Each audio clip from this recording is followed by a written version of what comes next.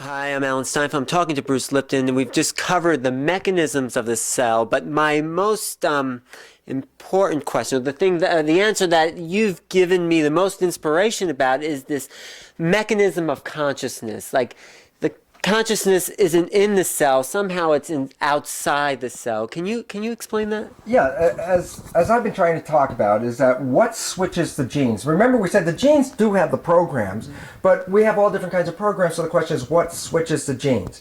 And what we find is that at the cell membrane, there are receptors that are keyboards that activate the gene programs. Now, the unique part about this is, then what makes us different? In other words, what makes anything different from each other? In other words, we're all different entities. So I would say, how do I know you're different? Well, the answer is if I take my liver cells and put it into your body, what is the net result? You have an immune system that says, I know myself, and that these cells are not myself, therefore my immune system will eliminate any invaders into the system. Right. So I say, well, what's self? Where's the self? Well, could it be a slight difference in chemistry, a very subtle difference between my liver cell and your liver cell? No, there's something on the surface of your cell. Remember we talked about the keyboards? Yes. Here's the part that's unique. On the surface of each individual's cells, meaning Alan's cells, Bruce's cells, if I look at your liver cell and I look at my liver cell and I hold them side by side, grossly I'd say, geez, they look exactly the same to me. Functionally, they do exactly the same thing. Right. But where's the difference? Because if I take my liver cell and put it into your body will say that's not mine. So now the question is, where's identity? So here's a beautiful assessment. If I take the two liver cells, Bruce's and Alan's, and I subtract everything that's essentially the same, then what's left over is difference. Yeah, and what is that? And when we look at what's left over after the subtraction, we find that on the surface of your liver cells, there's a set of antennas that are unique to you. They're sort of like social security numbers, okay? So the fact is, you have a set of identity receptors on your cell that when I look at my cell, I have a completely different set of receptors. Are those receptors the same in every cell in my body, or are they different? Essentially the same. There are some areas that are a little bit differences, okay? Your red blood cells won't have these. I see. But interestingly enough, that's how come I can take your red blood cells and put them into somebody else in a blood transfusion, because your red cells don't have your personal identity to them. I see. Your personal identity are these other antennas. Okay. Now the fact is this, if I took an enzyme and clipped off these antennas, so your surface of mine has my receptors, yours has no surface receptors, Right. I can take your cell and transplant it into virtually any organism on this planet. The reason is, it has no personal identity. Are they doing that? Yeah, you can do that. I could take human cells, stick it into a chicken. It'll work in the chicken. Okay, but the point was this. When I take off your personal identity antennas, your cells are generic. When I have antennas on them, they have identity. Right. Now here's the logic and the beauty of it. The antennas, by their definition, they're called receptors. A definition of a receptor is to receive. Right. In biology, the name of these receptors are called self-receptors. So by definition, what are the receptors? They receive self. Okay, well the point about it is A particular vibration. and my set of receptors are different than your set of receptors. Is it vibration that is different? Vibration at one level or the other, whether it's molecular or etheric, it's still vibration. Okay, I understand. So we have different vibration receptors. My frequency is different than your frequency. But the point about it was simply, this is the part that startled me when I first grokked it. And it said this, wait, the antennas are on the surface of my cell. Where's the signal coming from that they read? If they were on the inside of my cell, then I would say, well, they're reading something internally. So these receptor sites don't respond to light Estrogen or insulin. That's not why they've They been respond created. to self. So where's the self? yeah. Well, the answer becomes well, I'll tell you this, I know where it's not. It's not inside the cell. It's not inside. No, really? the self is outside. Really? So it's basically this. You have a PIN number to work your ATM account. Right. I have a PIN number to work my ATM account. You go to the bank. You got a keyboard. Well, all the other data is exactly the same. But for you to activate the program, you have to put your PIN number in first. Right. The receptors on the surface of the cell are like PIN numbers for identity. That there's a signal coming from the outside of identity that plays through these cells. That if I cut off the receivers of these identities, then the cell has no identity. That's why it's generic. Well, then when I recognized this, I said, oh my God, what does this mean? Well, the first thing it says is, well, then if the cell is not here, does that mean the source of self is not here? And the answer is, well, no, because the cell isn't the source of self. The cell is a receiver of self. So if I kill the cell, did I kill the source? The answer is no. The source and the cell are two different things. And then when I said that, I said, oh my God, what does that mean? It says, you must be immortal. The reason for it is this. My identity is not locked inside my cell. My identity is played to my cell. If you're watching a television show, Right. and the television picture tube blows, you say the television is dead. Yeah, true. But did the broadcast stop? Right. And the answer is no. And how can I tell that? Well, I would get another television set, plug it in, turn it on, but what must I do before I see the broadcast? I have to turn it to the station, tune it to the frequency. So it basically says this. Biological cells are receivers, but they receive stations that come across the self receptors. Right. And that the stations are broadcast to the self receptors so that the identity of self is not encased within the physical structure. The identity of self is a broadcast in the environment. Killing the television picture tube does not stop the broadcast. So, killing the cell does not stop the human broadcast. So this is reincarnation. This is the biological basis for reincarnation. Absolutely. If I took my self receptors Right. from my cells, and I took my self receptors off of my cells and put it on a new embryo, Right. well, the embryo by identity is me, because I could be able to take any of the cells of that embryo and stick them right into my own body. Okay, let me ask you, go ahead. But the last point about it was this. I didn't say, was it a male embryo or a female embryo? I didn't say whether it was a white embryo or a black embryo. It's a machine. Okay. So all of a sudden, we tend to relate ourselves to the identity of the machine, but the machine is the carrier of the frequency. We are not the machine. So if there are self-receptors, let's say... There are self-receptors. Okay, there are self-receptors, Yes. sorry. So let's say you reincarnated into a new body with the self-receptors on that new cell match the self-receptors on the old body. And Right. has this been done? Well, no, this is obviously hasn't been done, but the fact is, this is, I'll tell you Would something. it Let me tell you match? something close. Okay. Let me tell you something close, because it speaks to the issue very clearly. Lately, with all the amount of transplants of major organs that people have been going through, receiving hearts, lungs, kidneys, all these kinds of things, right? They've been getting to recognize that in the population of recipients, that people that acquire things like a heart or heart and lungs from an individual who's died start to pick up characteristics of the donor. Okay? Now the question is this. Does that mean that the person who donated the heart, that their memory is locked inside the heart cell, so that when I transplant the heart, that the heart has the memory? It's like, that would be ridiculous for the following reason. The cell doesn't have the capacity of memory like a cerebrum, but the cell does have antennas. And so it picks up the identity in the environment. The person who died isn't really dead. They're just a broadcast who doesn't have a television to receive it. But when I transplant their heart into the other person, the heart is still receiving from the donor. So that the character of the recipient starts to pick up traits of the donor, because it's still pulling out of the ether identity. So there was a case where there was a heart transplant. This is in the book, The Heart's Code, where they identified the murderer, right, of the person. Oh, I don't know about that one. Yes, I know that there was a little girl that had a heart transplant, and the person was killed by somebody, and and this person got a heart transplant, and then the person, the donor, the recipient identified the murderer of the donor. Well, that's amazing. I haven't heard that. That's totally amazing. I heard that's in the book called The Heart's Code. But anyway, there was there's another book called Change of Heart, which has the same story in it about an individual receives a heart and then for some unknown reason started to acquire tastes or traits that were so out of their ordinary life they didn't understand it. And when they went back to the parents of the person who donated the heart, found out that those traits that the person started to acquire were traits that the donor had before dying. So where is the self? Is where's the broadcast? Where's the broadcast for the television? Well, from the television station. Yeah, okay, but now we found the source. But where is the broadcast itself right now? Well, it's in the air. It's everywhere in the air, okay? Where's our broadcast?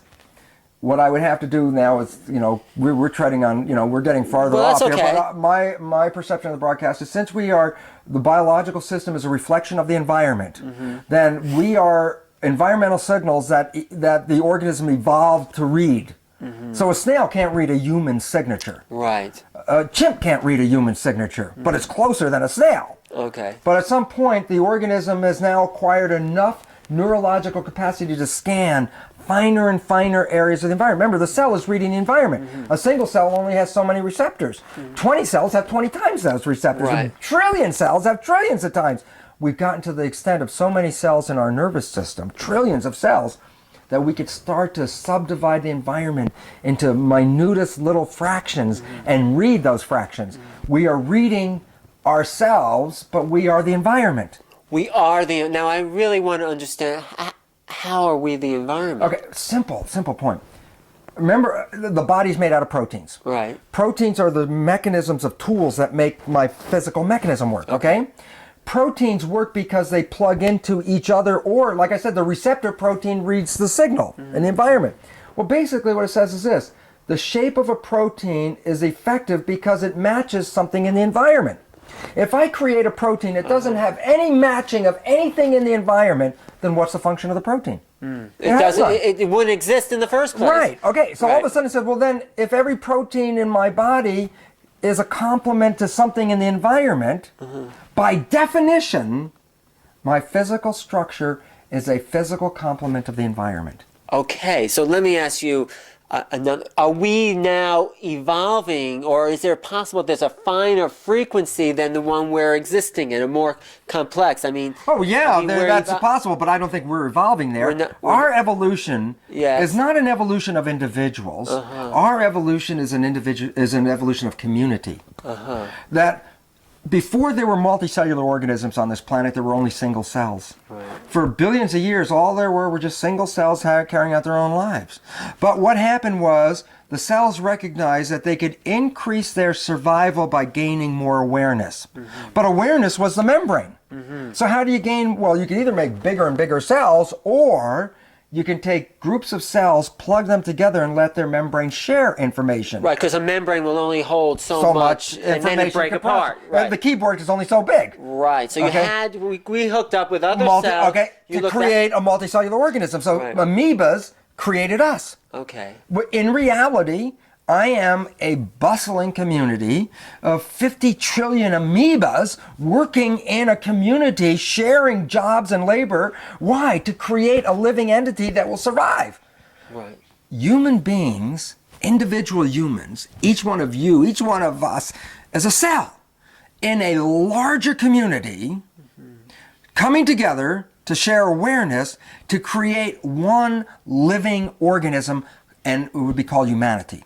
Okay. We are not humans until we create humanity. When we create humanity, which is when we all recognize that we're all cells in the same living organism and work in a coherent fashion, we had then created the next level of evolution.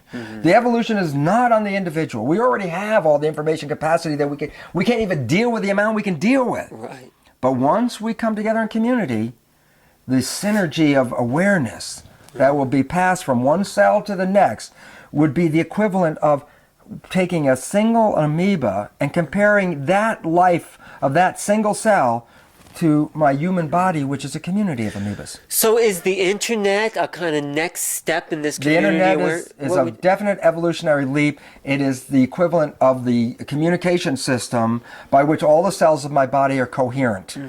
So that we have an ability for all the cells in our new human body, the human organization, humanity, to communicate with each other and share information, which is why the cells came together in the first place.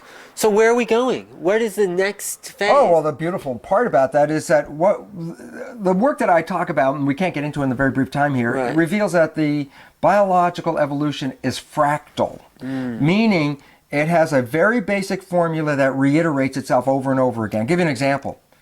The cell of the human, the cell of the amoeba are essentially the same cell, same structure. Right. But then you look at all the diversity of biology and you say, but they're all basically the same cells. Right. So the fractal is the cell. And the chaos creates all the different organizations of cells, yet they're all still based on the same fundamental unit. Okay. But then the issue is this. The cell, when it got to a big enough community, recapitulated itself in a community called the multicellular organism. Right. The human is a cell Okay. enlarged as a community. We are a cell. Okay. When a community of cells. we are let's say. community, yeah, but the human then actually is a reiteration of a cell. Okay. Point, very simple.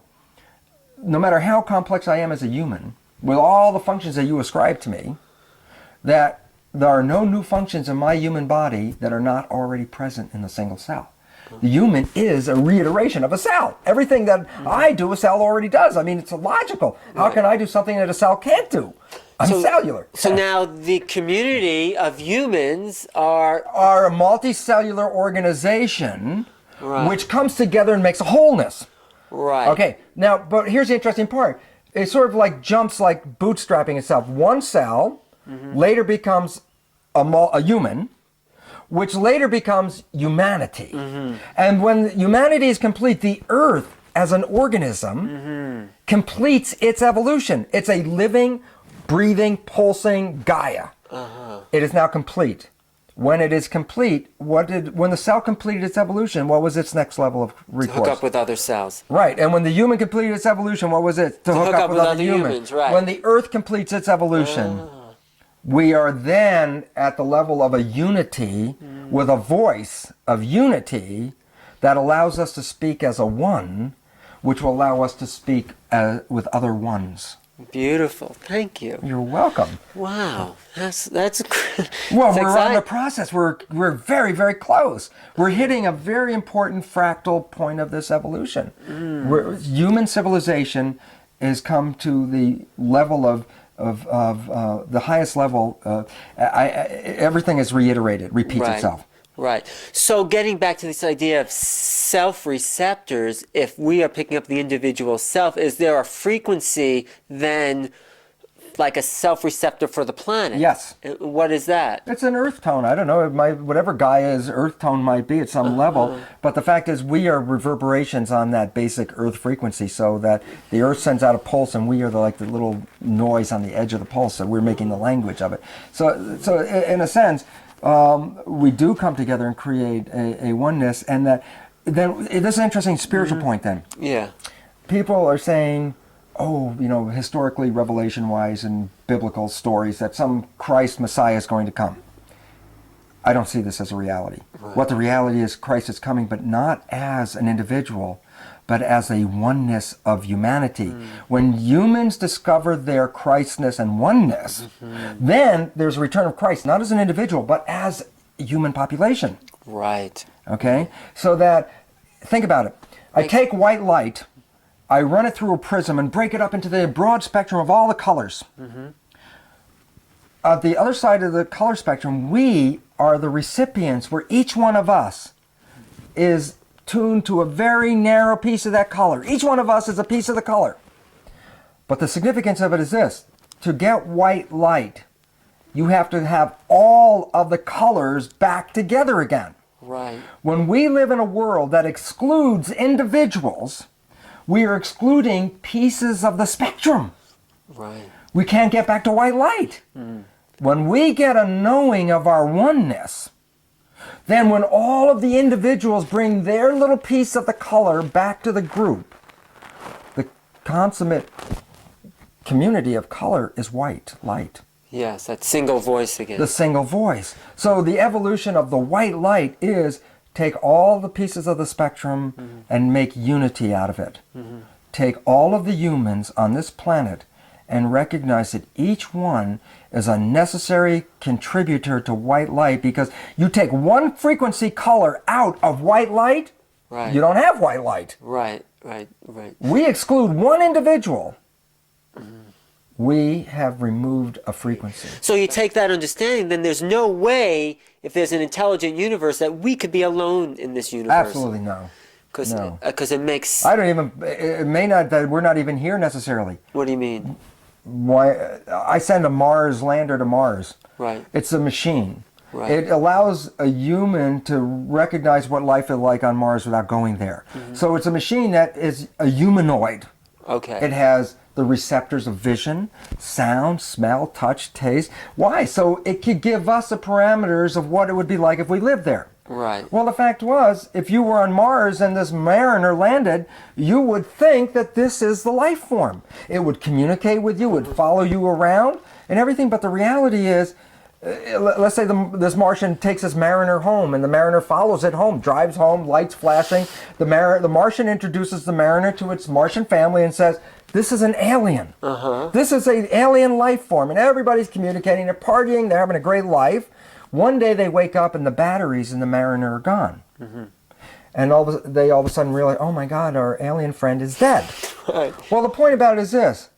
The truth is, there was never any life in that system. The life was broadcast from NASA. Just because the batteries died on the machine, it didn't mean the guy at NASA keeled over at his desk. So the bottom line was this. If I look at this, I would say, well, what is this? And This body. This physical nature. Yeah. And I'll tell you what it is. It's so beautiful. It's a spectrum analyzer. It means that I go into the environment and I convert vision into electromagnetic frequencies. I convert taste into electromagnetic frequencies. I convert touch. And I'm doing this as much as the mariner's picking up television signals of Mars and temperature and doing what? Converting it into electrical signals. To do what? Send it back to NASA. And then NASA receives this information and then sends signals back to the machine. We are a machine who senses the environment for my spirit. My spirit doesn't live here per se, but I ask you a question. If I am spiritual, if I was an energy spirit floating around in here, I'd ask you a question. What does chocolate taste like? What does a sunset look like? What does making love feel like? As a spirit, you will not be able to answer any one of those questions. Why? Because all those answers are based on having a mechanism convert the environment into an understandable frequency. So what is the purpose of my being in my physical body? To experience the glory of this universe, to feel and smell and touch and taste, which, if you think about it, humans are so cut off from their sensations because we're so protecting ourselves that we're not making use of the system. Our full capacity. Our capacity of the system is to enjoy, experience, and thrive in this world.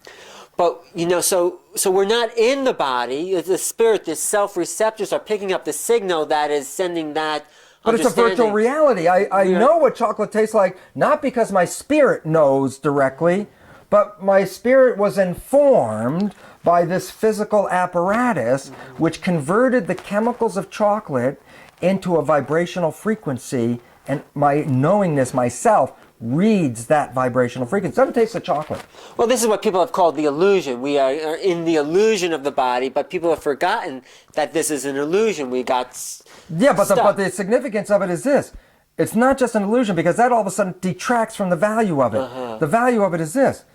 The universe is a self-aware system to learn more about itself. The physical body is an attribute to that awareness. I see. Because it expands my consciousness.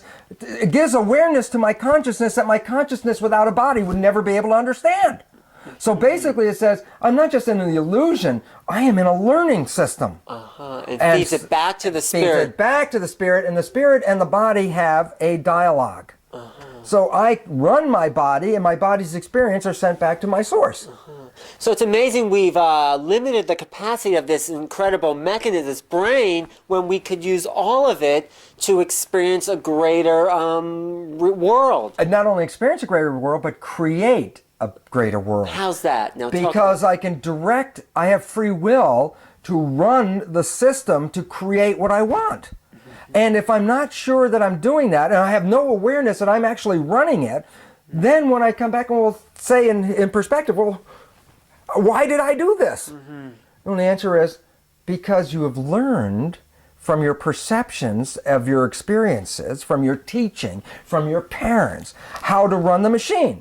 Well, then the quality of you running the machine is only as good as the quality of the teaching of how you ran the machine. Right. So you can't get out of it until you learn that you can transcend and actually then run the machine to a much fuller degree of experience than we've heretofore experienced. So biologically, how would we do that? I mean, anyway, how would we? Well, that's what we talked about earlier. I When we know. talked about the fact that you came with a set of beliefs. Yes. That if you can put in fresh new beliefs, you can create fresh new functions and new actions. Do I need to get old? Well, that's a belief. Right. Are there old amoebas? No. The Do first. they die? No. They just divide and become other amoebas. Why was it, is there a necessity that my amoebas that make up my physical body, is it necessary that they die at a certain time? No. So since we are the, let's say, fingertips of this spirit, is what I've heard, the fingertips of God being We're accessing. the little, if God was to reflect on itself, it would need a physical reflection, a mirror to see itself. We are the mirror. So but there's, because of that, there's more unknownness being ready to be known. Oh yeah, because until we become the one, our own awareness is self-limiting. But when we take our awareness and make community, there are no bounds to awareness. But when we say, no, I am only who I am and I am not you and you are separate from me and that world is different and these people I don't even know, then what you have done is you have systematically removed awareness from your life by separating each of these people away and not being able to recognize the fact that if you did understand the wholeness of community, then all the awareness is not just it's available to you through everyone else. Okay. The body has obviously trillions of times more awareness than the single cell. Right. But the single cell is a recipient of the body's total knowledge base. So where is this? Okay, we go to the oneness and we have the spirit. So we are on the verge of, in a sense, of making a leap in what we can know. Absolutely. Absolutely. We get out from the Darwinian limitation that says that all I am is a genetic machine self-programmed from within, which is totally false, and recognize I'm a machine programmed from without. And the difference is, if I'm programmed from without, I reflect something totally different than if I am programmed from within. What do we reflect if we're programmed from without? The environment. We are the environment. And all of a sudden that whole truth of the environment and our relationship to it that Lamarck talked about 200 years ago now is obvious. We're not just the environment as a physical. I'm also you, because you're part of the environment. Right. We're all connected as one. The environment is a connection. It is not a separation. Science and religion both fail by reducing us as something separate from the environment. Right. Man is created above and beyond everything else. Man is separate from, it's like man is not separate from anything. The moment we believe man is separate is the moment we are actually on the decline of our vitality. Right. So let me just ask you one more question, because we've been talking for a while. Yeah. Now, we have this signal that is self.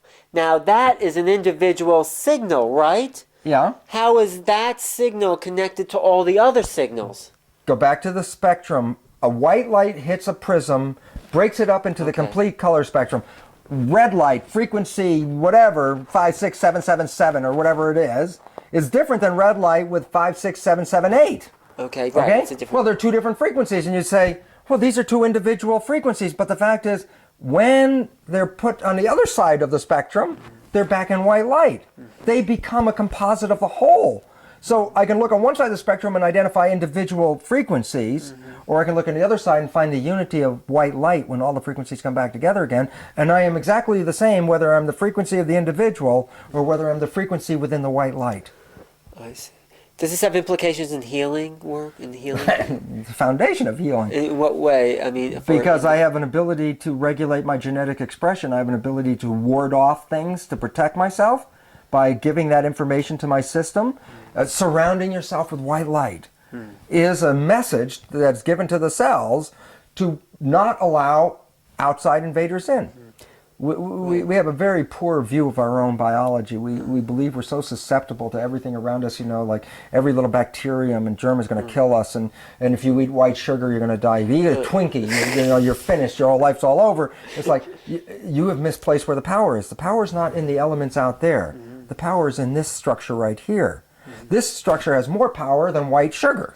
Right. I am not afraid of white sugar. Because the cell responds to perception, and if we believe ourselves to be we can healthy, open ourselves and become susceptible, or we can close ourselves off and become impermeable. You can walk across hot coals because you can make yourself impermeable to the heat. Right. But so it's like a little contradiction. If we know that the source is coming from in here and not being affected from out there, isn't that in contradiction to saying that we have to be open to the environment? Who said the source was from inside? Well, you said, that things outside, germs, are not affecting us. Oh, yeah, what I'm saying is that my entity, my energy unit, Yes. you can look at me as this physical molecule, you can put all the aura stuff around me and see me as a moving sphere. Right. That what I let into the sphere is controllable. What you let in is controllable. Yeah. Right. I can't separate my sphere from the universe, Right. but I can integrate it in a way that I see fit. Okay? Okay. So therefore, I have power over my life separate from that of the environment. So I'm not afraid of the environment. And if you become afraid of the environment, then what you are creating is an Achilles heel. Right. You're creating a weak spot that says, God, I'm afraid of this. And when that shows up, you got a little bullseye target where that is going to hit that, and now you're going to be susceptible. If I am susceptible to cancer, then I will prepare for cancer. Right. If I find that I will not accept cancer, then I'm not going to play with it. So the thing is to look at the fears, and what do you do about these fears? You have what are the fear? What fear can you have? Here's the beautiful part. Of annihilation. Annihilation. Right. The worst fear that a human can have. Right. This is very critical because it changed my own life. Okay. The worst fear I can have is I'm going to get killed. Right. But when I saw back in 1985 that my identity wasn't inside the system, without a devotional belief, it wasn't like a spiritual, help me here. It was mathematics and science. It said, I cannot die. I cannot die because you can kill my physical body, but you cannot kill my spiritual energy. Because you're the signal, not the receiver. I'm not the receiver. Okay. When I let go, and that's an important point, let go of the fear of death completely. Can you do it? Can you walk down the street and say, God, a thing could hit me in the head right now, I could be dead right now, and not be concerned by that? If you can walk down the street and do that, then you are impeded. Right. But if you walk down the street watching for a piece of sky to fall on your head, you're in a lot of trouble the rest of your life because all you're going to be doing is being scared to death that something's going to hit you. So walk out of the fear. Walk out of fear and know and enjoy your life for every day you possibly can. Live in great appreciation of it, and you will find that you'll have more and more and more wonderful days, one after the other. Right. But if you sit every day thinking, "Oh my God, I'm getting older. I could get cancer. I'm getting close. My father got cancer at this age. I could get it."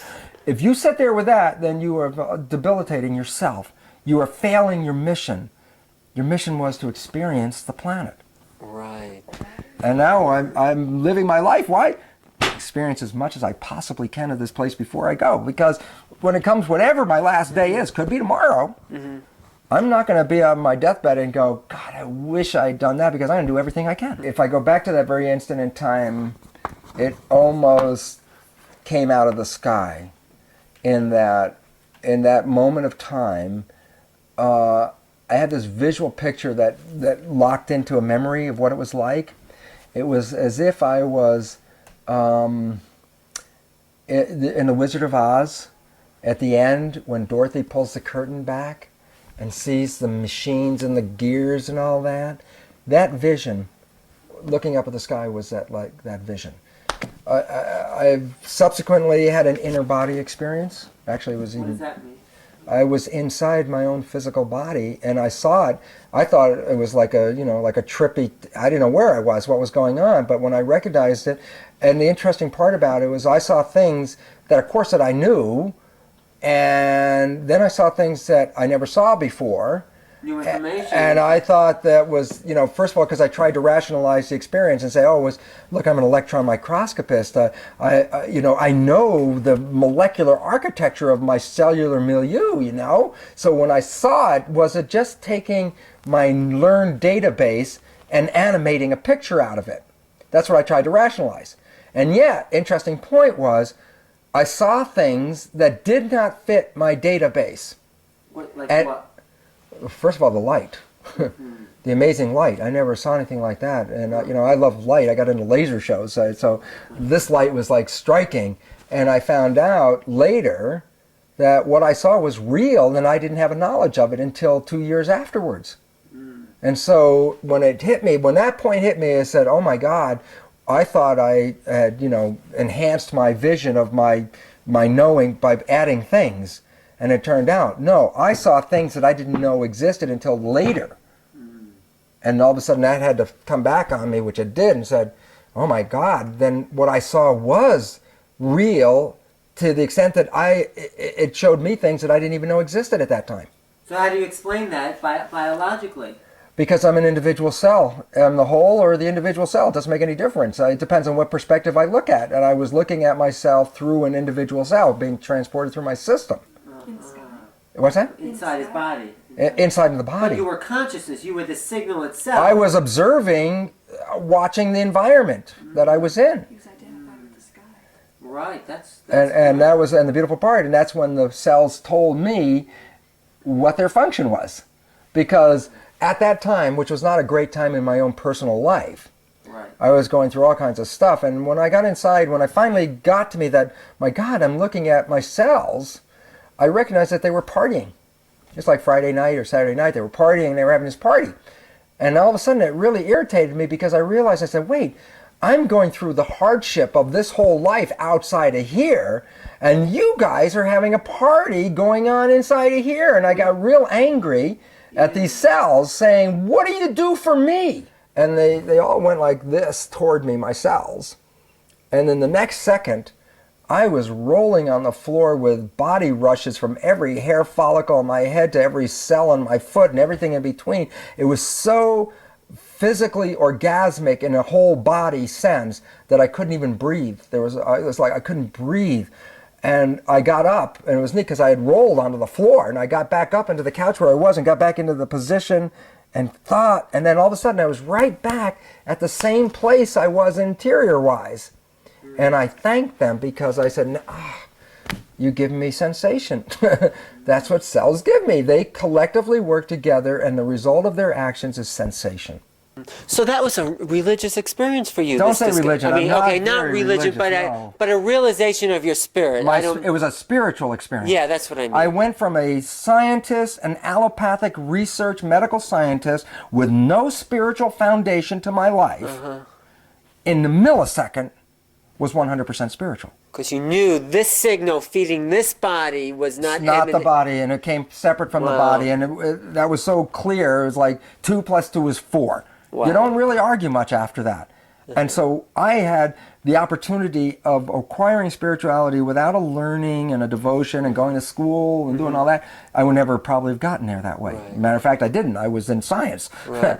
But when I understood this, it had no doubt at that moment my life was transformed. Wow. So you can keep going from there. We keep, every day our brain is making thousands and thousands of new cells. Every day. Our brain. That is not true that our brain doesn't repair itself. It has now been recognized that a child can, the IQ of a child can change if you take it from a foster home and put it into a good home. You can change the IQ. They can change the brain structure in people right up to the moment they're dying.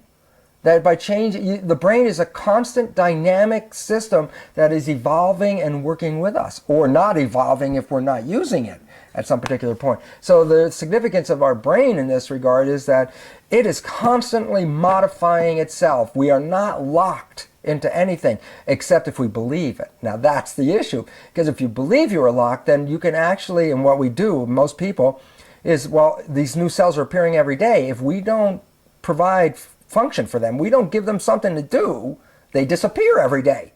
Right. So there's this point where you have the potential to keep growing, or you can just stop at any point and take what you got, and that's the end of where you are. And the death of people is almost inevitably because they decided to stop. Right, And they've locked themselves. But if I live inside my body, then I'm limited by the receptors that my body of self. But if I get on the other side, now I'm back into the white light again. Again, on the other side, you could sort of direct then new receptors to be formed. You can shape your life. Yeah. You have power over your life, okay? And the fact is that, remember the prism story? White light on one side, color on the other side. Yes. Inside the cell, the membrane is like the prism. Right. When the light hits the membrane, only a certain frequency comes inside. Now I'm an individual, unique identity, ego, small frequency. But if I could transcend myself and get back to the other side, my individual frequency is really part of the whole white light. So I have access to a lot more. So like meditations and things like that get you out of the limitations of our own membrane. It was like going through a black hole that night back in 1985 when I understood how it worked by tracking down the reductionist point. Where did this information come from? How did it get to here before it got to there? Where was it? And tracking it back to the cell membrane. The cell membrane was like the black hole, because once I got to that final point, I recognized, but the cell membrane reads everything. So from the reductionist point of view, I opened right back up to the holistic point of view, that the reductionist point of view says there's a mechanism in the membrane to read, but the membrane is a collection of the entire, reading of the environment. So all of a sudden, it's reading the whole, not reading the point. So it goes from reductionism to holism by crossing that cell membrane. Which is where we're all going. It has to go, because the reductionist point of view has been helpful, has been functional, but its time is now completed. It is no longer, maintaining that reductionist point of view is now detrimental at this point. But conventional people, it's hard to change them. They become very concrete. They become very, very static. They like it the way it works, and they don't want to, upset things. And yet, the new science is going to upset biology in exactly the same way that 70 years ago, physics, which had a very strong belief in a Newtonian universe, all of a sudden had to completely change and acquire an understanding of quantum reality. Right. It had to let go of the consequences of a Newtonian world. But look what it did when it did that. We went to space, we've got internet, we've got computers, we evolve when we jump. Well, here's the point. When we leave behind the Darwinian genetic view of life and acquire the understanding that we are the environment, that we are more than this, that thought change will be every bit as impacting of human civilization as going from Newtonian to quantum physics. We're going to revolutionize the entire world. Well, this is part of it. Your theories are definitely it's a piece of it. A little piece of the puzzle. No, it's great. Thank you. All Thanks, right. Bruce. I've been talking to cell biologist Bruce Lipton. My name's Alan Steinfeld. If you want to reach me, I'm at 473-6388, 212-473-6388. Thank you for watching, and see you next time.